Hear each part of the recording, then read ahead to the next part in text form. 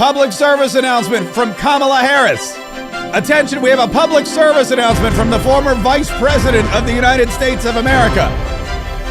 If you are listening to this podcast, if you are listening to this broadcast, and you are using earbuds, not the wired kind, but like the AirPods, the ones that are wireless, the Bluetooth Apple devices that come in their own handy-dandy carrying case, the ones that are wireless. If you're using AirPods, just know that somebody is probably listening to whatever it is you're listening to, which is me. Somebody could be eavesdropping, nay, spying on us as you listen to Mark Kaye Saves the Republic. And that is something that Kamala Harris, the once Vice President of the United States of America, told everybody that, and she knows because she had top secret clearance. She told Stephen Colbert she doesn't use earbuds because she doesn't want people listening in.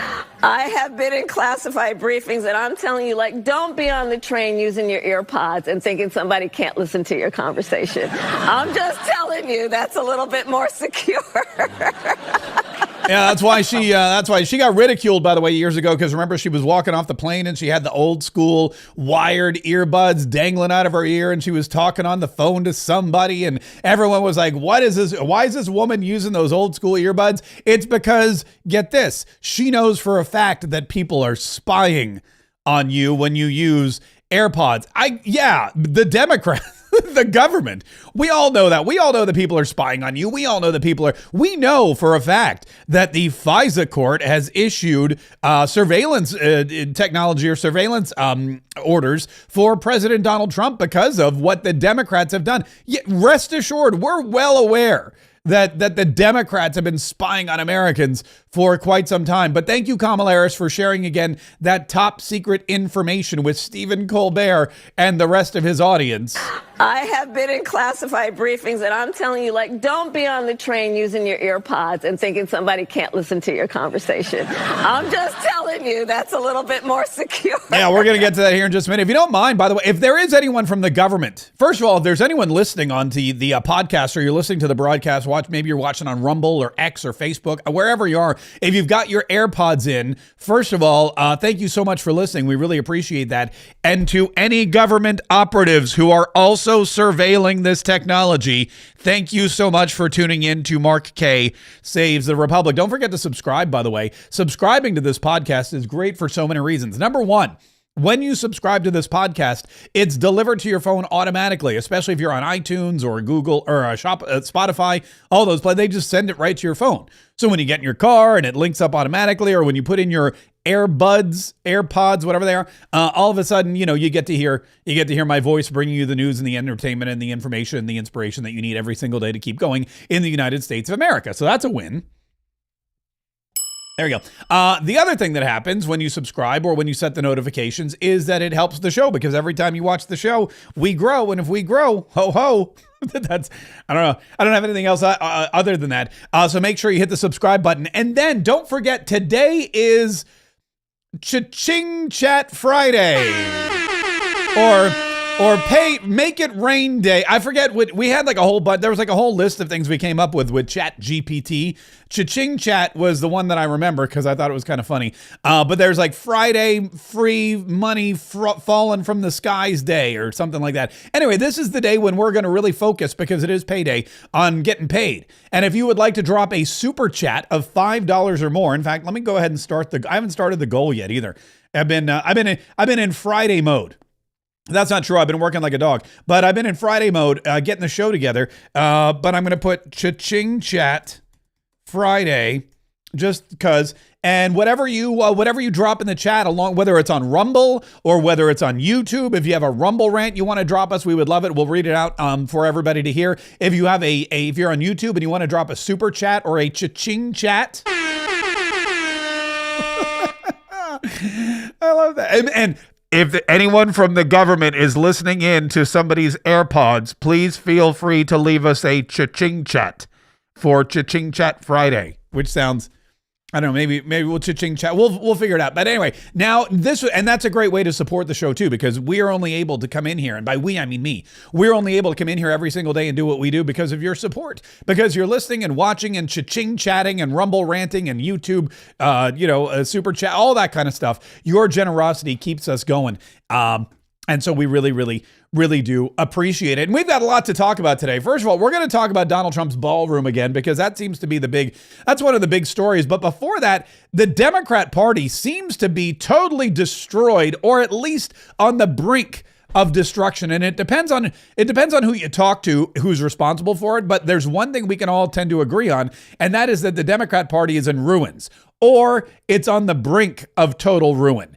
And Stephen Smith from ESPN was talking about that on his podcast. He was talking specifically about Zohran Mamdani, the Muslim socialist in New York, who is the front runner to be mayor of the city, who wants to defund the police, except when a police officer gets killed in the line of duty. And then he's all like, no, I misunderstood you. I never said defund the police. Zohran Mamdani reminds me of John Kerry. Remember when John Kerry said, I actually voted for the bill before I voted against it?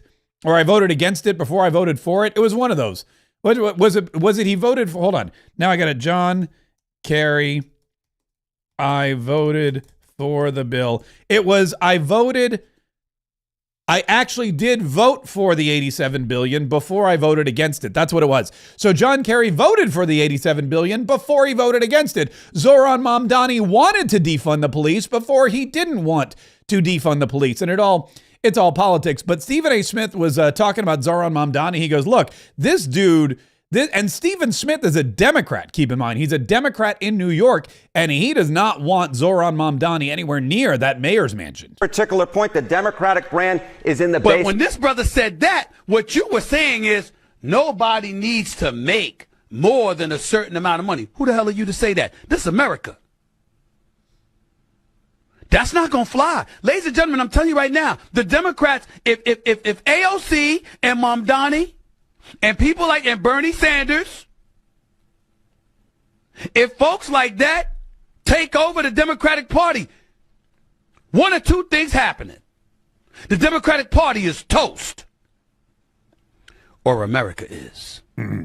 If people like Zohran Mamdani, AOC, Bernie Sanders, if these people take over the Democrat Party, one of two things happens. The Democrat Party is toast, or America is. And I'll tell you, CNN would like everybody to know it's the Democrat Party that's toast. Particular point, the Democratic brand is in the basement. It is total and complete garbage in the mind. All right, look at that. That's a great clip. The Democrat Party is in the toilet. It's total and complete garbage, according to CNN. Particular point, the Democratic brand is in the basement. It is total and complete garbage in the mind of the American public. The Democratic Party's net favorable rating, record lows in all three. Wall Street Journal, 30 points underwater. CNN, 26 points underwater. Gallup, 26 points underwater. And that is being driven in large part by discontent within the Democratic base. The Democratic base wants something different. We'll ultimately end up seeing who they choose. It'll be quite the thing who ultimately gets the rose. All right, look at this real quick. We're going to hold this up for just a minute. Democrat Party's net favorability. This is the three big polls: Gallup, CNN, Wall Street Journal. I don't really trust any of them, but whatever. Negative 26 points. That's the net favorability, meaning that 26% fewer people trust the Democrat Party, according to Gallup. 26% fewer for CNN. And the Wall Street Journal, negative 30. Now, keep in mind, these are all liberal organizations. So you add a couple more points. I would say it's closer to like 30, 34. But basically what he's saying is the Democrat Party is in the toilet. And listen to what else he said at the end of that. And that is being driven in large part by discontent within the Democratic base. The Democratic base wants something different. We'll ultimately end up seeing who they choose. It'll be quite the thing who ultimately gets the rose. And that is discontent within the Democratic base. Oh, no, we don't need to hear it again. That is telling, because he said the Democrat Party, the Democrat base wants something different. And what are they getting? They're getting Kamala Harris and her earpods. They're getting Kamala Harris and her earbuds. I rolled calls, and that's me on a call. So you'll see my phone is actually on my lap, and you know, I know I've been teased about this, but I like these kinds of ear pods that have the thing, because I've served on the Senate Intelligence Committee. I have been in classified briefings, and I'm telling you, like, don't be on the train using your ear pods and thinking somebody can't listen to your conversation. I'm just telling you, that's a little bit more secure. I mean, how was she ever in a security briefing? How was she ever on the Senate, Senate, committee? I mean, that's just crazy to think about with her cackle. But she's back. Kamala Harris, the Democrat Party they want something new. They're craving someone new. They're craving new leadership. They're in the toilet. The Democrat base is screaming and yelling at CNN and the Wall Street Journal and Gallup, please, for the love of God, give us somebody new. And what do? They bring back Kamala Harris. And they give her a book, and they put her on Stephen Colbert's canceled show. And she has to talk about her book, and she has to talk about getting beaten by President Donald Trump, and she has to talk about Dougie, poor Dougie, the second gentleman. I mean, there's a lot of personal stuff in the book. I mean, poor Dougie. Yeah. Apparently what happened was, this is actually kind of interesting. This is the one reason why I may want to read the book, is Kamala Harris says that Doug Emhoff, her husband, forgot her birthday. Her birthday and the election were very, very close together. Apparently he blew it on her birthday. My birthday's in October. The election's in November. You see where I'm going. And Dougie kind of dropped the ball on my big birthday. He didn't get you anything? Oh, you have to read the book. All right. Just tell me the page. Tell me the page.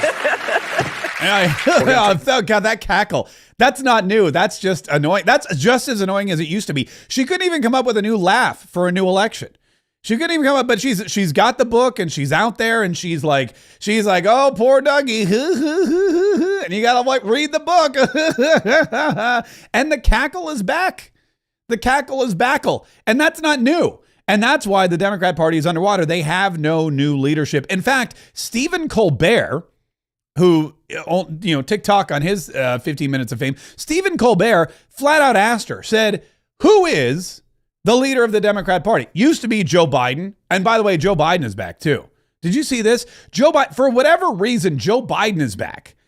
I don't know. Again, the Democrats, they think that they're going to win by bringing out the same old tired people. Joe Biden was back yesterday at some formal event. He was wearing a tuxedo. He wandered on a stage barely. He started screaming and yelling about President Donald Trump. My friends, we need to face the hard truth of this administration. It has been to ease all the gains we've made in my administration, to erase history rather than make it, to erase fairness, equality, to erase justice itself. And that's not hyperbole, that's a fact. That's actually hyperbole, but that was Joe Biden, and he's screaming and yelling. And by the way, he looks good for a guy with stage 4 terminal cancer, doesn't he? Remember when all that Hunter Biden stuff came out, and then Joe Biden had cancer, and then we dropped all the Hunter Biden stuff, and now look, he seems fine. Doesn't seem like he's going through any chemo treatments. He's got all his hair. He seemed to be in pretty good spirits. I don't know what happened to him, but it's kind of interesting. It's kind of interesting how well he seems to be doing. But I digress. Let's get back to Kamala Harris. So they asked her, Stephen Colbert said, hey, who is, because we're a little confused. Is it AOC? Is it Hakeem Jeffries? Is it Jasmine Crockett? Who is in Barack Obama? Who's in charge of the Democrat Party? And listen to what she said. I think there are a lot of, I'm not going to go through names because then I'm going to leave somebody out and then I'm going to hear about it. But let me say this. I think it is a mistake for us who want to figure out how to get out and through this and get out of it, to put it on the shoulders of any one person. It's really on all of our shoulders. It's on the whole Democrat Party. The whole Democrat Party has to come together to destroy the United States of America. All these great trade deals that we're getting, all these great tariffs, all the great job growth, all the great revenue, all the freedoms that we're getting, all the lower gas prices, all of the peace and stability, all that stuff. Everything that all the DEI initiatives that have been destroyed, every fantastic and amazing thing that Donald Trump has done in the last 6 months, if we want to get rid of it, which Joe Biden says he wants to do, and Kamala Harris says he wants to do. It's going to take all of them, the whole Democrat Party. It's not just one person that can summarily dismantle our republic. It's the whole party. And luckily, nobody likes the party anymore. But Kamala Harris, she then said something which, I'm going to be honest with you, seems to me like she's quitting. Like she's given up. In fact, we know she's not running for governor. And that was one of the things that Stephen Colbert said. He said, look, we know you're not running for governor. You said you're not running for governor. You made this big statement. I'm not running for governor of California. We know you wrote a book, 107 Days. Everyone's going to go out and buy the book. It's already a bestseller, this book. I don't know how, but somebody's buying it. Probably her campaign. And he goes, but what about president? Is this paving the way for another run at president? Is this paving the way? Is this leaving you open so that you can, run for president in 2028? Listen very carefully to what Kamala Harris told Stephen Colbert. Listen, I am a devout public servant. I have spent my entire career in service of the people. And I thought a lot about running for governor. I love my state. I love California. I've served as just elected district attorney, attorney general, and senator. But to be very candid with you, when I was young in my career, I had to defend my decision to become a prosecutor with my family. And one of the points that I made is, why is it then when we think we want to improve a system or change it, that we're always on the outside on bended knee or trying to break down the door? By the way, I don't know that saying bended knee is she probably shouldn't have said, you know what, never mind. Shouldn't we also be inside the system? And that has been my career. And recently I made the decision that for now, I don't want to go back in the system. I think it's broken. Look at that. I don't want to go back in the system. I think it's broken. Kamala Harris, why aren't you running for governor? Is it because you want to run for president? You know what? It's because the system's broken and I don't want to go back into a broken system. It's weird because she just spent 30 seconds telling us how the only way to fix the system is from inside it. She said, my whole career, I thought the system's broken and we're trying to fix it from outside. So I go inside to try to fix the system and I can't. And now the system's broken and I don't want to go in and try to fix it. And Stephen Colbert's like, wait a minute, what are you saying you don't want to, are you quitting politics? Kamala Harris has cracked. Donald Trump cracked her. I mean, she was always a little cracked, but now she's totally cracked up. Her whole lifetime of public service that she's dedicated her life to as an attorney general and as a district attorney and as senator and blah, blah, bliggity, blah. All that stuff is she's cracked. She don't want to do it anymore. The system's broken. She can't fix it. So you know what she wants to do? Travel. Just basically nothing. I want to travel the country. I want to listen to people. I want to talk with people. And I don't want it to be transactional where I'm asking for their vote. Do you think she's going to finally visit the border? I want to travel. Hey, maybe go to that southern border you never went to. Maybe go to Europe since you've never been there. That's probably what she's going to do. I'm finally going to go to Europe. I've never been to Europe. I've never been to the southern border. Yeah, and I've never been to Europe either. Well, now guess what? The system's broken. I'm not going back into it. I'm going to take my book money and I'm going to go to Europe finally with Dougie. Poor Dougie. Poor Dougie. I mean, there's a lot of personal stuff in the book. I mean, poor Dougie. Yeah, I feel bad for Dougie every single day of my life. Probably one of the few Democrats I feel bad for is Dougie. Also, does she have to call him Dougie? That's just so humiliating for him. So she's going to travel around. She's going to vote. She's not going to ask people for votes, and she's not going to work inside the broken system, which means probably that she realizes she can't win. When a Democrat says, you know what, I'm not going to run for something, it's because they've done their due diligence and they know they can't win. And the first race is the gubernatorial race. And she did the due diligence. And yes, she may have been ahead in the polls, but it takes a lot of money and it takes a lot of effort. And the problem that Kamala Harris has is when she speaks, she's actually got a couple problems. The first problem Kamala Harris has is that she doesn't like to speak. So she doesn't speak. She just ignores the press. Then what happens is everyone's like, why aren't you speaking to the press? So she books some interviews and then that just goes totally, just tanks her entire tanks her entire campaign. So she's damned if she does, she's damned if she doesn't. She can't speak to the press because it's going to destroy her career. And if she doesn't speak to the press, then people say, why are you hiding from the media? And Donald Trump was asked about that yesterday at his press briefing, and he basically said the same thing. He goes, look, she can't speak. She can't win. Kamala Harris, as you know, is not running for governor of California. She's not going to do it. What do you see in her political future, sir? Well, she can't speak. She can't talk. She can't do an interview. I thought it was a very strange campaign that we had. But, you know, I had two of them. We were up by like this massive number of points on Biden, and they said, let's change to Kamala. Nobody knew who Kamala was. Nobody knew her last name, Harris. They said, we're going to get Vice President Harris. Everyone said, who the hell is Harris? They only knew her by the first name. But no, I thought she was a terrible candidate. Look, don't forget, she didn't really get the nomination. I mean, that whole nomination was strange. She was the first one out. You know, she took a good amount of points with her when she announced, but nobody knew her. And once they got to know her, she dropped out very shortly after she started. And she started with a pretty good, you know, she was like in second or third place. But I don't know. I mean, I wouldn't call her a skilled politician. Would you? She's also coming out with a book. Any plans to buy it? I don't know. I think I'm going to buy it. I'd love to see it. No. I'd find it. Look, I find everything in politics interesting. I sort of enjoy politics. She wasn't a skilled person. You know, you have skilled politicians, really skilled politicians, and then you have some that aren't.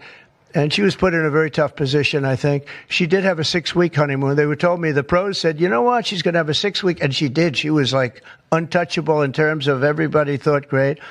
But she didn't do any interviews or anything, which was strange. Not even friendly interviews with friendly reporters like her right there, really friendly reporter. And you know what happened? People said, what's wrong with her? Why isn't she doing?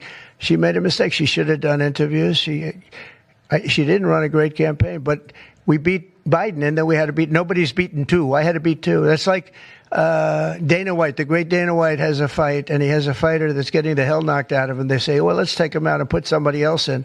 Didn't seem fair to me at the time, but where are we? We're in the White House. So, I mean, you know, so it worked out. Very serious question. Yeah, anyway, I was looking for a place to edit that, and Donald Trump, you know, Donald Trump's very good. He's a master at never stopping or linking sentences together so that you can't really edit anything. But he brings up great points. Kamala Harris was a flawed candidate. She wasn't very good. She was put in there and she couldn't handle it. She never wanted to do interviews. She didn't even do interviews with friendly outlets like CNN and whatnot. And then when she did do the interviews with those places, she totally tanked, and then she was destroyed. And Donald Trump was told she's going to get like a bump. She's going to get like a 6-week bump, and she got a 6-week bump. And then that was it. She just flamed out. And now she's got a book, and Donald Trump's like, whatever. Yeah, sure, I'll buy it. I'll throw her a bone. I mean, that's also probably not the thing you should say when you're talking about, you know, there's just some rumors and that, you know, anyway, but that's where we are. And now Kamala Harris is coming back out of the woodwork at a time when Democrats want something new.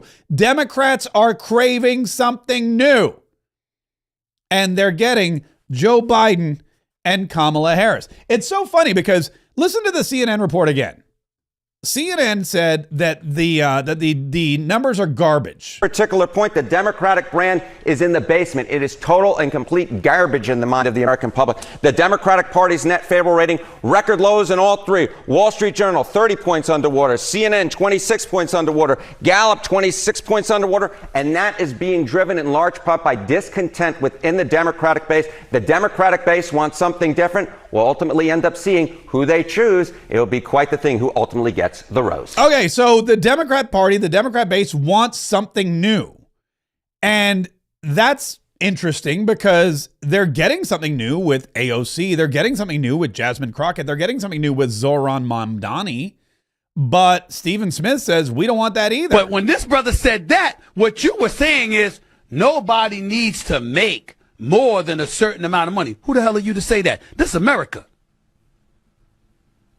That's not going to fly. Ladies and gentlemen, I'm telling you right now, the Democrats, if AOC and Mamdani and people and Bernie Sanders,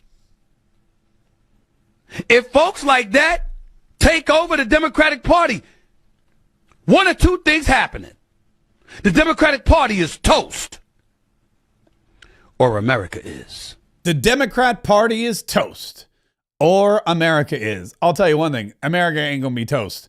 It's going to be the Democrat Party. In fact, it already is if you look at the CNN numbers. So you've got the Democrat base, I guess the new kids on the block saying, we want Mamdani, we want AOC, we want something new. Take your Biden and your Kamala and throw them out the door.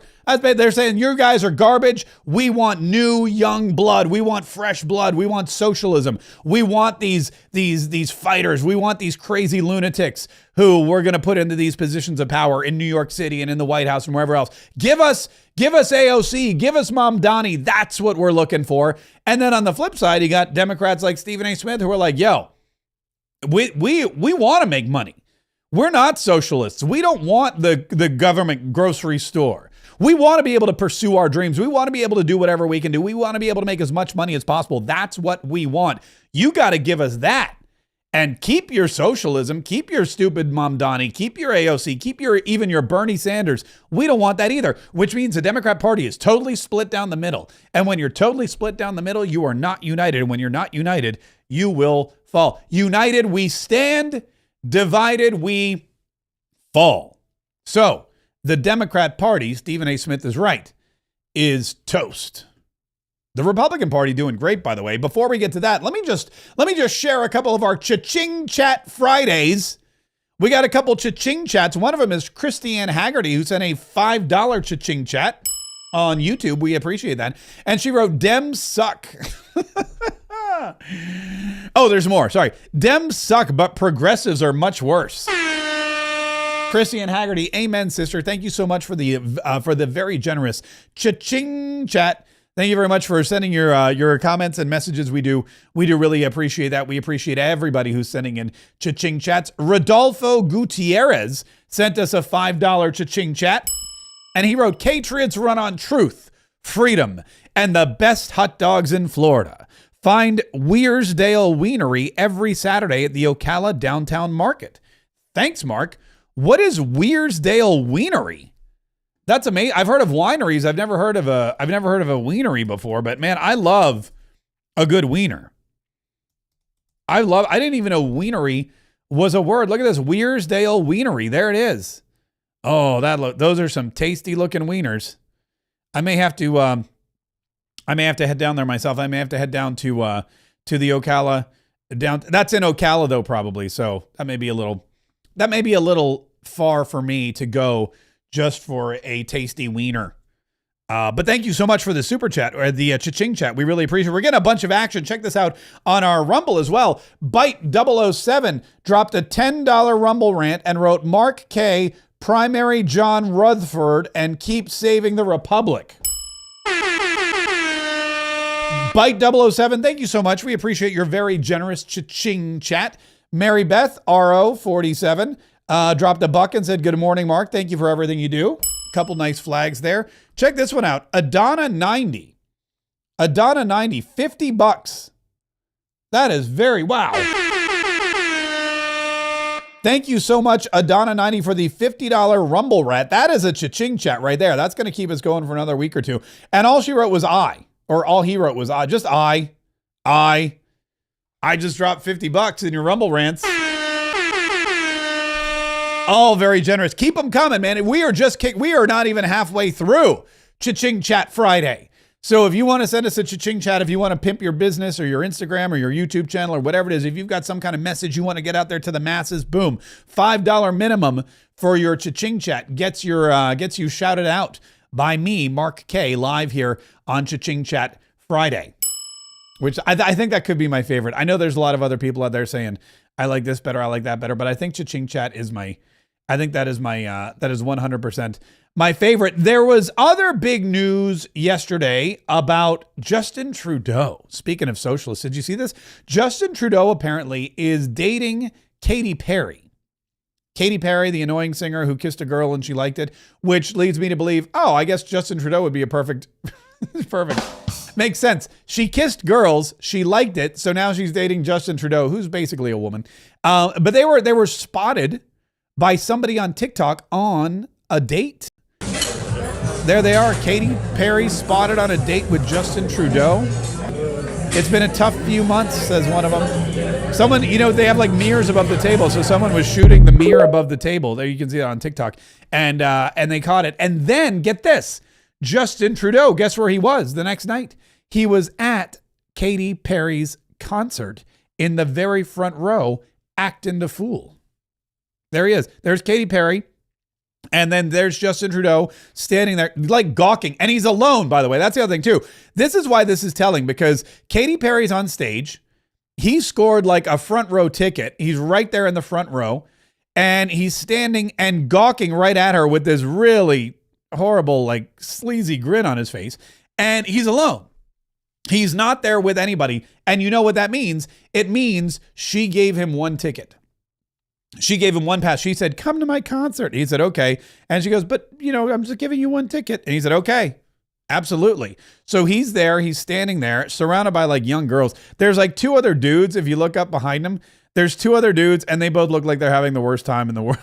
And their wives dragged him out to the Katy Perry show. But he's sitting there and he's like, oh my God, this is so great. This is so great. So that's where Katy Perry just recently left her husband, or he left her, Orlando Bloom. Were they married? I don't know. They were together for a very long time. Orlando Bloom, who you may remember from Pirates of the Caribbean fame, or if you're more of a fantasy buff, he was also in J.R.R. Tolkien, the Hobbit type with the Lord of the Rings. He played an elf, I think it was. Not like Will Ferrell elf, like Smiling's my favorite, not that kind of elf, but like, the kind of elf from they had like a bow and arrow. I was never a huge fan, but anyway, but Orlando Bloom was like this hot mamma jamma that she was with forever. And now she's with Justin Trudeau. So it's Katy Perry taking a step backwards, a little bit backwards in her relationship. Anyway, Donald Trump yesterday during the press briefing, and we watched the press briefing yesterday, Caroline Leavitt came out and she made an announcement about Donald Trump. This is really interesting. Donald Trump is building a ballroom on the side of the White House. Proud to announce that the construction of the new White House ballroom will begin. For 150 years, presidents, administrations, and White House staff have longed for a large event space on the White House complex that can hold substantially more guests than currently allowed. President Trump has expressed his commitment to solving this problem on behalf of future administrations and the American people. The White House is one of the most beautiful and historic buildings in the world. Yet the White House is currently unable to host major functions, honoring world leaders in other countries without having to install a large and unsightly tent approximately 100 yards away from the main building's entrance. The White House State Ballroom will be a much-needed and exquisite addition of approximately 90,000 total square feet of innately designed and carefully crafted space with a seated capacity of 650 people, which is 90,000, by the way, 90,000 square feet is huge. 90,000 square feet when you take in the ballroom. I mean, that's big. That's a lot of ballroom. That just shows you Donald Trump's got such big cojones that he needs 9,000 square feet of ballroom. Sorry. But that's what's happening. And I think I showed you I'll show you the renderings here again too, because the renderings have been a point of discussion. A lot of people are saying that it looks like the Palace of Versailles, which it kind of does. It looks a little bit like Mar-a-Lago. It's got a lot of gold. Here's the rendering that we saw yesterday, and it's been kind of making the rounds on the internet, but there it is. There's the ballroom. And it's got the big chandeliers. It's got those gold wedding chairs. I don't know what you call them, but they're the standard gold wedding chairs. They look like they have the kind of an Asian flair to them. There's candelabras, big, beautiful windows. And of course, the ceiling has all this engraved, inlaid woodwork and crown molding and whatnot, because it's Donald Trump. He's not going to make an ugly. It's not going to look like, it's not going to look like the gymnasium that you used for your high school prom. It's going to be a proper ballroom. And that's where they're going to have all these state dinners and state functions. And you're going to look out and you're going to see the Washington Monument, which is amazing. And you will not have to walk through the tents or walk outside to the tent anymore. Because think about this. This is weird to me that they just had tent. They put up a tent, like that's what we would do. That's what we would do when we were, I never really put up a tent, but like, that's what circuses do, right? Circuses, the P.T. Barnum, he put up a tent and they had people come in and they had like, the big top. You don't want that for the president. You want a nicely constructed ballroom. And apparently for hundreds of years, people have wanted this, but they never did it. Now Donald Trump is doing it. Oh yeah. And he's paying for it. That's the other thing Donald Trump wants you to know. He's going to pay for it out of his own pocket, which is right there. Yeah, Mr. President, can you talk about your plans for the new ballroom that was announced today? Yeah. And the $200 million, that's going to be paid for by yourself? By me, yeah. Private donations? It's a private thing. You know, I'll do it, and we'll probably have some donors or whatever, but it's about $200 million. So we've been planning it for a long time. They've wanted a ballroom at the White House for more than 150 years, but there's never been a president that was good at ballrooms. I'm really good. In fact, I looked at one that we just built in Turnberry in Scotland, and it's incredible. We're good at building. I'm good at building things, and we'll get it built quickly and on time. It'll be beautiful, top of the line. We've retained the best architects and engineers, everything else. It'll be built over on the east side, and it will be beautiful. It'll be views of the Washington Monument. It won't interfere with the current building. It'll be near it, but not touching it, and pays total respect to the existing building, which I'm the biggest fan of. It's my favorite. It's my favorite place. I love it. But they've wanted it, and you know, when they have big events, you entertain the president of China or the president of any place, and you have big crowds. They've always had to get a tent, and you've probably been to some of them, Bobby. When it rains, it's a disaster, and the tent's 100 yards. That's more than a football field away from the main entrance, and people are schlopping down to the tent. It's not a pretty sight. The women with their lovely evening gowns, all of their hair all done, and they're a mess by the time they get. And they've always wanted to have it. And I said, you know, in the first term, I said, you know, if I get another shot at this, I'm going to do a ballroom. I was pretty busy in the first because I was running the country, and I was also fighting for survival with all of the lunatics I had to beat. But it worked out, obviously, it worked out very well because here we are. But I always said I was going to do something about the ballroom because they should have one. So we'll be leaving it. It'll be a great legacy project, and I think it'll be special. You saw some renderings of the initial. I think it'll be really beautiful. Yeah, and that is, and then no government money at all. That's the important thing. He said no government money at all. He's paying for this out of his own pocket. Him, $200 million. There's going to be some donors, of course. They're going to come to the table because they don't want women with their hair did and their ball gowns on schlopping. Schlopping through the rain, which I love. I know it's schlepping. Somebody wrote earlier, schlepping. I go, no, I understand what he was trying to say, but he said schlopping. And I think schlopping is a much better way to refer. When I think about people schlepping through the rain, schlopping is really kind of the sound. That's the sound that makes, you know, when you're walking through it, it's like schlop, schlop, schlop, schlop. So you're not schlepping, you're slopping. I think schlepping is just in general when you have to go for a long period of time or when you have to go a far distance. I think that's just called schlepping. Schlopping is when you're doing it in the rain, which is why it's so bad. But President Donald Trump clearly there said, I am paying for it. We will have some donors. Well, Chuck Schumer, Palestinian senator and liar extraordinaire, sent out a video, guess what? Lying about who's paying for the brand new ballroom. You know, it keeps getting worse. Today, Donald Trump and the White House announced they're going to spend $200 million to build a large, fancy White House ballroom. Okay, by the way, he said $200 million. That just cracked me up. What Doge was all about, folks. Cutting things, taking things away from you, and not giving it to some place that needed it. Giving it to the big shots who run the show, Donald Trump at the top of the list. Maybe he can park his new plane in the big ballroom. It's probably big enough. Probably somebody sounds a little jealous. I'd like to point that out, but he's lying. He's blatantly saying that the Doge cuts are paying for the ballroom, and that's not at all true. The Doge cuts are not paying for the ballroom. The Doge cuts are just cuts. The Doge cuts, as soon as they're all solidified by Congress, as soon as those rescissions packages are all voted on, and we've had the first one come through, and we're waiting on Congress to get back so we can send them more. But that money is going to be saved by the United States of America. And Donald Trump clearly has said, look, first of all, it was Caroline Leavitt, I think, said it. We are proud to announce that the construction of the new White House ballroom will begin. For 150 years. Yeah, I don't think she mentioned there, but Donald Trump flat out said, that was the first question. Who's paying for it? Oh, I will be paying for it. Yeah, Mr. President, can you talk about your plans for the new ballroom that was announced today? Yeah. And the $200 million, that's going to be paid for by yourself as By well me, as yeah. private donations? It's a private thing. Yeah, I'll do it, and we'll probably have some donors. Private donor. I'll do it. We'll probably have some donors. And then at the end, renderings of the initial. I think it'll be really beautiful. No government dollars at all. No government dollars, no. no government dollars at all. No We are government proud to dollars. announce that So the wait a minute. construction- If Donald Trump said no government dollars, and if Donald Trump said it's all private donations, and if Donald Trump said I'm paying for it myself, why does Chuck Schumer think that Doge is paying for it? You know, it keeps getting worse. Today, Donald Trump and the White House announced they're going to spend $200 million to build a large, fancy White House ballroom. This is what Doge was all about, folks. Cutting things, taking things away from you, and not giving it to some place that needed it. Giving it to the big shots who run the show, Donald Trump at the top of the list. Maybe he can park his new plane in the big ballroom. It's probably big enough. Yeah, that's just a lie. That's just a blatant fabrication. That is, thank God nobody actually follows Chuck Schumer on Instagram or TikTok or whatever that was supposed to be. Thank God nobody's actually following this clown on social media, because it's all just lies.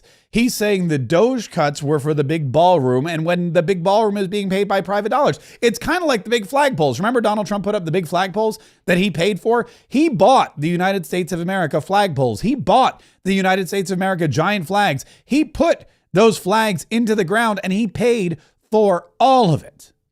All of it. He took no money out of your pocket. He didn't take money. In fact, Donald Trump is putting more money into your pocket than any other president before him. And this ballroom that's been attached to the White House, it's not just Donald Trump who wanted this ballroom. It's Democrats and Republicans for over 100 years. In fact, do you know the last major renovation? Think about this. The last major renovation to the White House was in 1948. That was 70 some odd years ago. 1948, Harry Truman was president, and he put in 2 sub-basements. I believe the one that now includes the war room, the Situation Room, but he put in 2 sub-basements, and they made plans for the bunker underneath the White House. Why? Well, because they just got out of World War II. They just bombed the you-know-what out of Hiroshima and Nagasaki. And so now, I mean, think about this. Harry Truman's in there. He's like, all right, go bomb Hiroshima. Go bomb Nagasaki. And then the war's over. He's like, you know what? We probably need like a sub-basement in case somebody tries to bomb us. So he goes, yeah, we're going to build one. So 70 years ago, that was a lot. And they redid the whole interior. They did all this other stuff. And so all of that was really, really, really, really huge. But that was 70 years ago. And here comes Donald Trump. He goes, look, we need a ballroom. We got heads of state coming here from all over the place. And think about this. Donald Trump probably has more visitors than anyone else. In the first 6 months, we've seen everybody. We've seen the Prime Minister of India come in. We've seen Keir Starmer come in. We've seen Vladimir Zelensky come in and summarily get thrown out. We saw the guy from Africa last week come in. We've seen, I mean, everybody. Maloney came in from Italy. All of these dignitaries. Netanyahu's there like all the time. All these people coming from across the world to meet with President Donald Trump, to see President Donald Trump. And if they want to have a party, or if they want to entertain them, or if they want to have a state dinner, they've got to schlop them out to a tent. And Donald Trump says, we need a ballroom and I'm going to pay for it. And Chuck Schumer and the Democrats still have a problem with it. Don't think that they won't be using, by the way, that ballroom if they ever get back into power, which hopefully they won't. Hopefully the Republicans can lock down the White House and the executive branch for decades to come, because the last thing we want is the Democrats using the ballroom that they're complaining about. The last thing we want is the Democrats out there using the ballroom that Donald Trump paid for. That's the only thing about Donald Trump paying for this that I don't like. Somewhere down the road, I hate to think about it, I shudder to think about it, but the Democrats or somebody else is going to be in the White House, and they're going to use that ballroom, and it's going to be the same party that pooped all over President Trump, who donated the thing to the United States of America. I hate that. Anyway, look, speaking of big money and speaking of big settlements, something else Caroline Leavitt talked about yesterday was the Brown University, the Ivy League university known as Brown, which I believe is in Rhode Island. Is that right? I think that's it. I think that's where they are. Brown University they agreed to a huge settlement. They agreed to a huge settlement with the United States of America, the Trump administration, and all of these Jewish students and faculty members that were negatively affected by the anti-Semitic behavior of their fellow students and faculty. Part of the settlement with Brown prohibits it from performing transgender procedures or prescribing hormone puberty blockers, that type of thing. Will eliminating these types of procedures be a priority for the Trump administration in negotiations with other universities? I can tell you that ending the chemical castration of children in our country is a priority of this administration. We've talked to many of these universities about it, but the president has also taken very strong action to cut off the funding for any medical institution in this country that provides those barbaric procedures. The Brown University agreement, since you brought it up, is yet another win to root out anti-Semitic behavior on our nation's college campuses and unlawful racial discrimination. Brown has agreed to no longer allow unlawful racial discrimination in admissions or university programming. They have agreed to provide access to all relevant data and information to rigorously assess compliance with its commitment to merit-based admissions, and they will pay $50 million over 10 years to state workforce development organizations that comply with anti-discrimination laws, supporting regional economic growth and career opportunities. Brown will also adopt the definitions of male and female from President Trump's executive order, defending women and gender ideology extremism for women's sports, programming, facilities, and housing. Brown will no longer perform gender reassignment surgeries on minors or prescribe them puberty blockers or cross-sex hormones. And Brown will take steps to improve the campus climate for Jewish students and combat anti-Semitism on their campus. This is yet another huge win for American students and for those who love our country and want to abide by our country's laws. I mean, and look at that. This is all happening at the same time. It's just like the trade deals. What's happening with our higher institutions of learning, what's happening is it's just like the trade deals. One country agrees and then the rest of them fall in line. Donald Trump goes in and he makes one great deal and the rest of the countries are like, all right, well, we need to make great deals too. Donald Trump comes in and says, I'm going to put a massive amount of tariffs on you. And the rest of the countries are like, wait a minute, we don't want those tariffs. Let's rethink this whole thing. Maybe we can come to some kind of agreement. Well, the same thing is happening with the Ivy League. Donald Trump attacked Harvard. He went after Harvard. He took away Harvard's funding. They sued Harvard. Harvard tried to fight back. They're losing badly. And so now Donald Trump's like, wait, all the other universities are like, wait just a minute. Wait 1 second. We don't want to lose our funding. We don't want the administration coming after us. What do we need to do? And Donald Trump says, well, first of all, you got to get rid of all the DEI stuff. And they're like, sold. They're like, then you got to stop doing these transgender surgeries. They're like, fine. Then they're like, you got to apologize to the Jewish students. And they're like, oh, okay, fine, whatever. Then you got to stop admitting people based on factors like race and sexual orientation and whether or not they're, woke. You just got merit-based admission. We got to get back to merit-based admission. We don't want any other contributing factors to the admissions process. It's whoever's the smartest, whoever's the brightest, whoever has the most talent, whoever is going to contribute the most, not just to the university, but to the United States of America. That's who we want in our university system. Fine. We will go back to merit-based admission. And oh yeah, you got to cut us a check for $50 million. And that's what's happening. And it's over and over again. It's amazing to me when you think about Donald Trump, when you have a capitalist, okay? Because this is amazing when you think about it. When you have a capitalist in charge of the country, everything becomes about money. Every department starts to make money, not just the Secretary of the Treasury. In the olden days of last year, and for decades before that, making money was it was the Treasury and the IRS. And the IRS didn't make money. They just stole it from hardworking Americans. But it was the Treasury and the IRS. And that's where the funding came from. That's how the United States became rich. That's how they became wealthy. That's how they got money to spend on stupid stuff like USAID and NPR and PBS and all that other crap. Well, Donald Trump comes in and goes, look, we can actually get money from everywhere. The Department of Energy is going to work on drilling, and then we're going to sell that oil everywhere else. The Department of State is going to go around, and they're going to work on deals to bring people into the United States in an efficient manner, and they're going to charge $5 million for it. And instead of a green card, you're going to get the Trump card. You're going to get this luxury service. Think about that.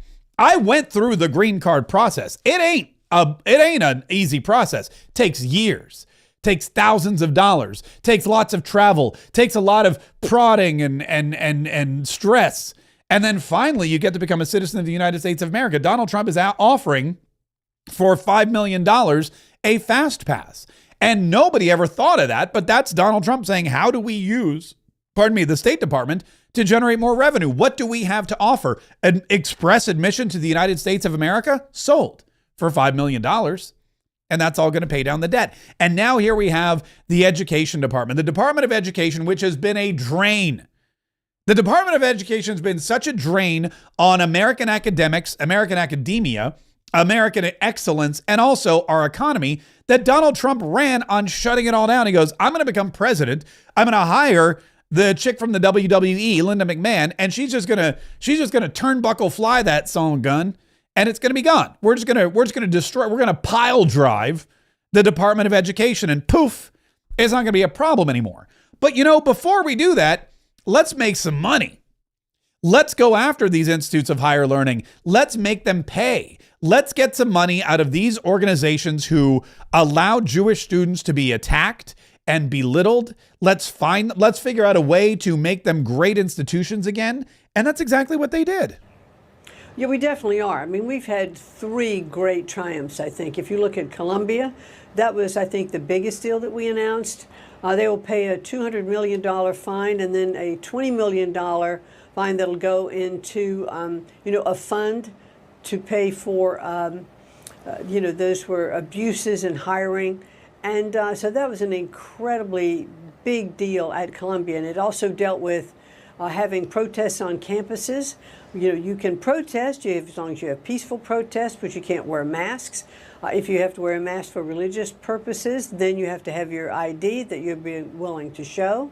And there were just many parts of that Columbia deal that I hope will become the template for others. We're still negotiating with Harvard, but we also had a great success, with University of Pennsylvania in getting rid of the Title IX violations, and they apologized to the women whose title was taken away.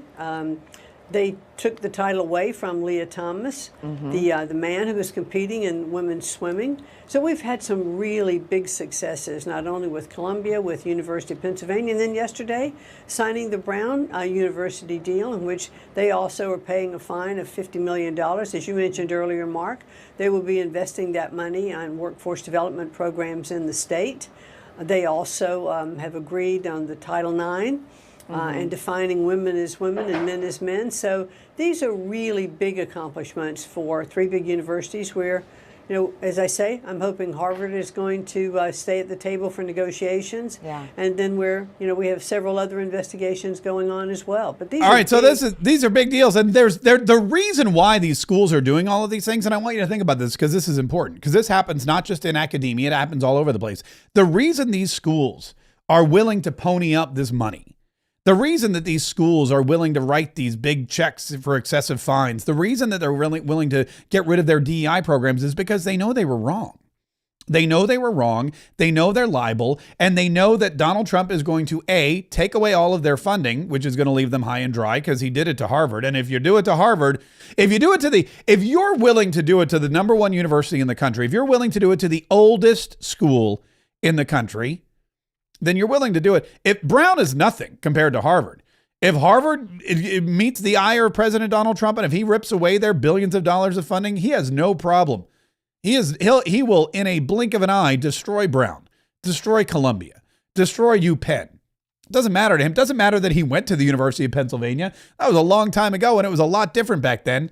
Now Donald Trump's got all the power, and these universities are looking at it, and they're running the numbers, and they're saying we could either do all of this stuff now or pay for it a lot worse later on. And they knew they were wrong, and they're trying to make right. And they're trying to do it in the cheapest way possible. And Donald Trump knows that too. It's really incredible. We've never had a president that was able to extract as much money as President Donald Trump has been able to extract from the education department. Truly, truly fascinating when you look at it. I mean, it's really the mind of a super capitalist. Donald Trump is also making America healthy again. He had a huge event yesterday at the White House with a bunch of really, really high-profile athletes. Harrison Butker was there. Triple H. Remember Triple H? First of all, I'd like to say the same. Thank you to President Trump. Thank you for this honor. I'm humbled by it. I'm truly honored to be on this. Vice President Vance, thank you very much. Secretary Kennedy, truly appreciate all that everybody is doing for the health and wellness of the entire country. For me, since I was 14, this has been such an important part of my life. Health, fitness, sports, nutrition, all of it. I think learning that at a young age sets you up for success in life. And without it, you're at a lesser place for it. So I look forward to the opportunity to do this. I look forward to the opportunity to help make our youth healthy, help get them engaged in sports, and let them learn what it takes to be successful in life.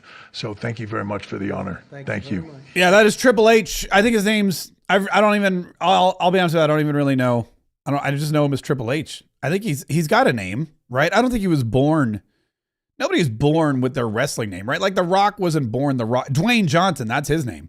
Triple H, Levesque. Paul Levesque. That's his name. Yeah, Paul Levesque.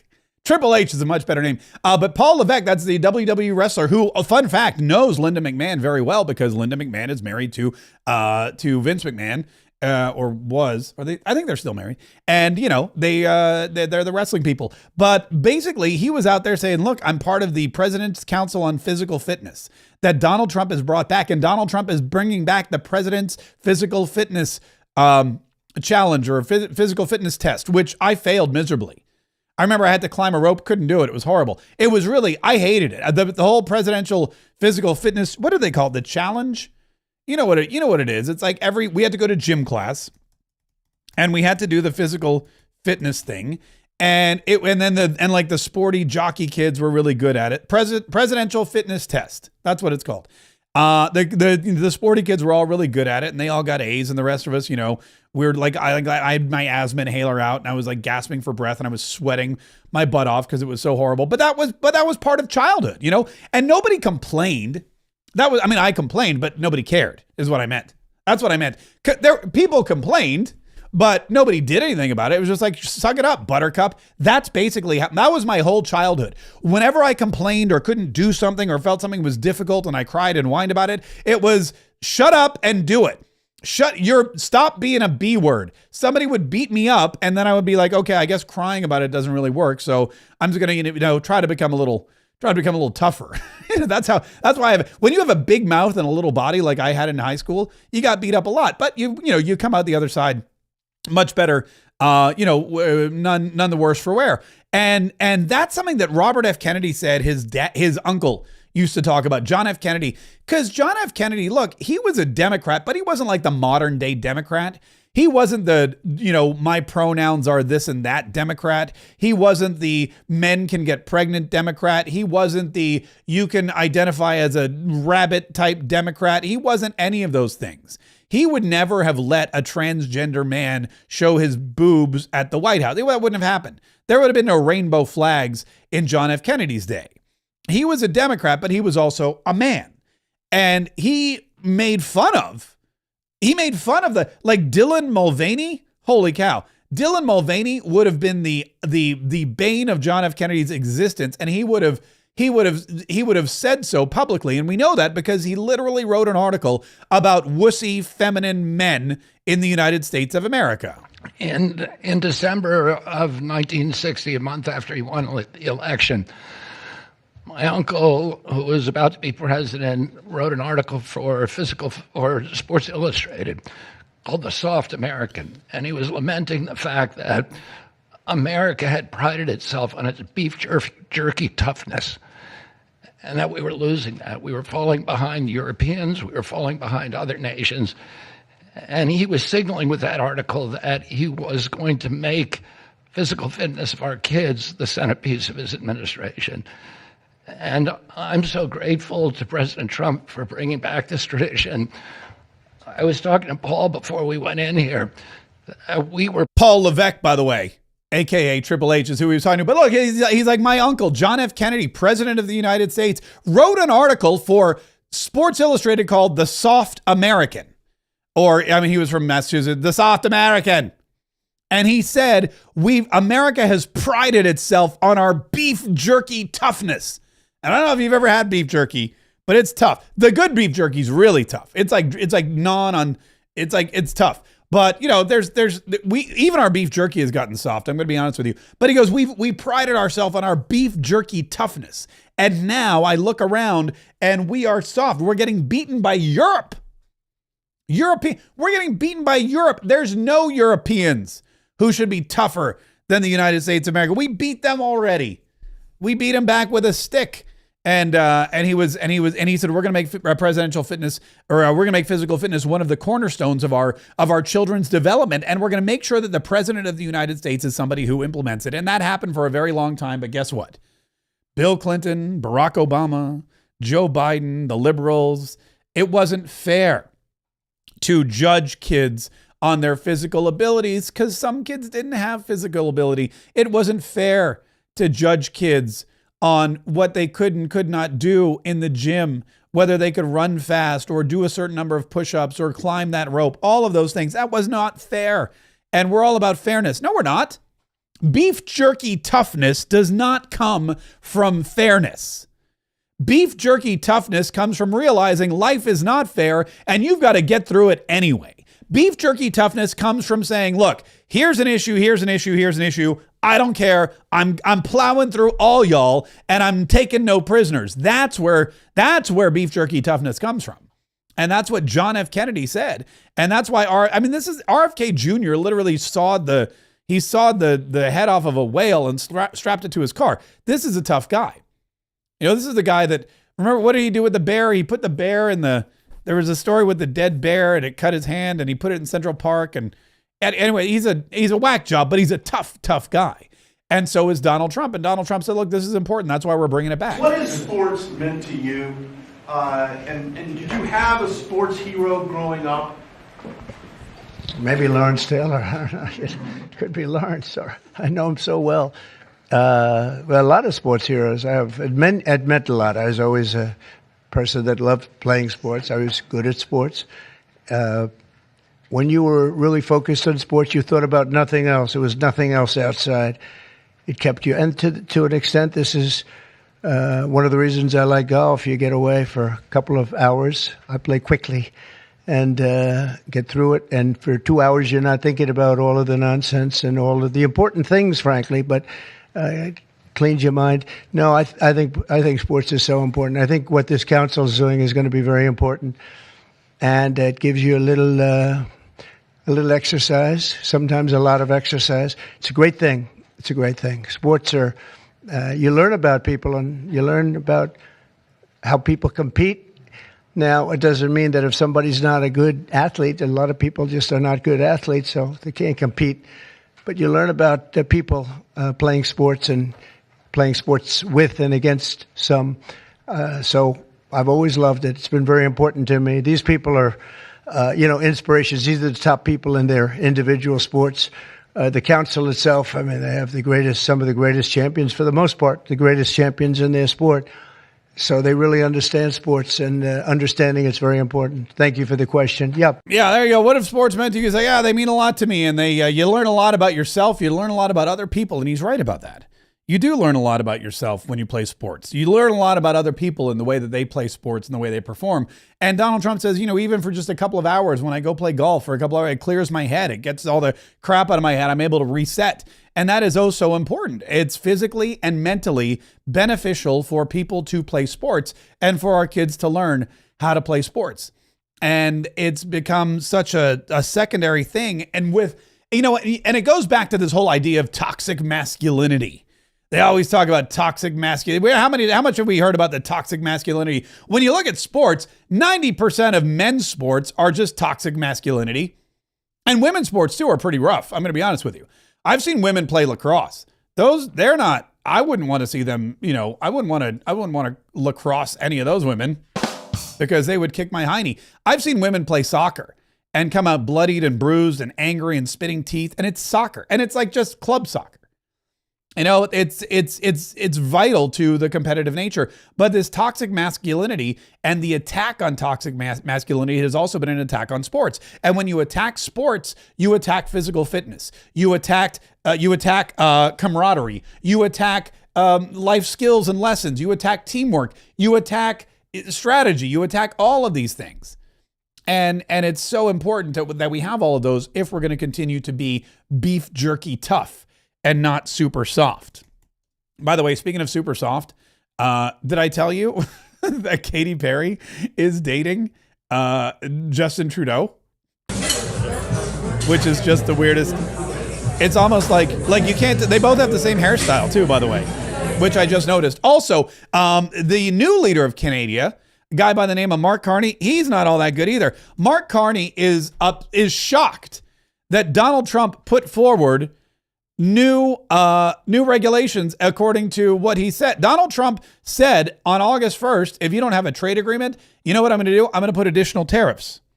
I'm going to put additional tariffs on your country.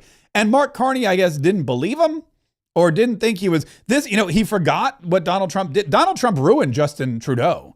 Donald Trump called Justin Trudeau the governor of the 51st state. He called Canada the 51st state when he came to Mar-a-Lago. He treated him like he was nothing. And now he's been removed from office and he's forced to date Katy Perry. Donald Trump literally ruined that guy. Well, now Mark Carney, I guess, wants some of the same. Mark Carney released this statement on Canadian-U.S. trade. Statement by Prime Minister Carney on Canada-U.S. trade. President Trump has announced that the United States will increase its tariffs to 35% on those Canadian exports that are not covered under the Canada-United States-Mexico agreement, While the Canadian government is disappointed by this action, we remain committed to CUSMA, which is the world's second largest free trade agreement by trading volume, Right on. The U.S. application of CUSMA means that the U.S. average tariff rate on Canadian goods remains one of its lowest, for all its trading partners, Other sectors of our economy, including lumber, steel, aluminum, and automobiles are, however, heavily impacted, by U.S. duties and tariffs. For such sectors, the Canadian government will act to protect Canadian jobs, We're going to invest in our own industrial competitiveness too, Buy Canadian and diversify our export markets. The United States has justified its most recent trade action on the basis of the cross-border flow of fentanyl, despite the fact that Canada accounts for only 1% of U.S. fentanyl imports. And we've been working extensively, to further reduce those volumes. Canada's government is making historic investments in border security, and we're arresting drug traffickers, We got the dudes on horseback out there all the time, While we will continue to negotiate with the United States on our trading relationship, the Canadian government is laser focused on what we can control, Building Canada strong. The federal government, provinces, and territories are working together to cut down trade barriers to build one Canadian economy, We are developing a series of major nation-building projects with provincial, territorial, and Indigenous partners, Those are the Indians. Together, these initiatives have the potential to catalyze over $500 billion of new investment in Canada. Canadians will be our own best customers, We're going to create more well-paying careers at home, As we strengthen and diversify our trading partnerships throughout the world. We can give ourselves more than any foreign government can ever take away by building with Canadian workers, and using Canadian resources to benefit all Canadians. God save the Queen. Pardon me, King. The Queen died. The Right Honorable Mark Carney, Prime Minister of Canada. That's he's standing firm. The Prime Minister of Canada thinks that he can match wits with the President of the United States. A 35% tariff imposed on Canada, up from 25%, and this guy is doubling down. He thinks that Canada can support itself without trading with the United States of America. He believes that Canada is better off partnering with countries that are way on the other side of the country, or the world rather. They're gonna draw a coalition with China. China, who also is one of the laggards when it comes to a trade agreement with the United States of America. These are the countries that are that instead of trading with the U.S., they're like, well, no, we're gonna, what we're gonna do? We're gonna do our own thing. China, okay, fine. China has a little bit more of a leg to stand on. Canada, come on, America's hat. What are they gonna do with 35% tariffs? They're not gonna last. Donald Trump knows that. Donald Trump knows that eventually he's going to have to come to the table, this guy, because he's going to collapse his own economy, not build it. Canadians are not going to be able to support themselves. There's way too much in the United States that they need. We don't need anything from Canada. We have our own oil. We have more oil than any other country in the world, and we're going to drill for it. And that's one of the things that kept us wedded to Canada for so long. We don't need maple syrup. We have plenty of maple syrup in New Hampshire and Vermont. We don't need beavers. We don't need hockey. Florida has better hockey teams than anyone in Canada. In fact, for the last 2 years, the Florida Panthers have pummeled the Edmonton Oilers and beaten them in the Stanley Cup. In Florida, we have like 5 of the last 6 Stanley Cups in the state, or 4. I don't know. Tampa Bay, Florida. I mean, it's amazing. They don't even own hockey anymore. They're a disgrace to the sport of hockey. We've taken everything from them.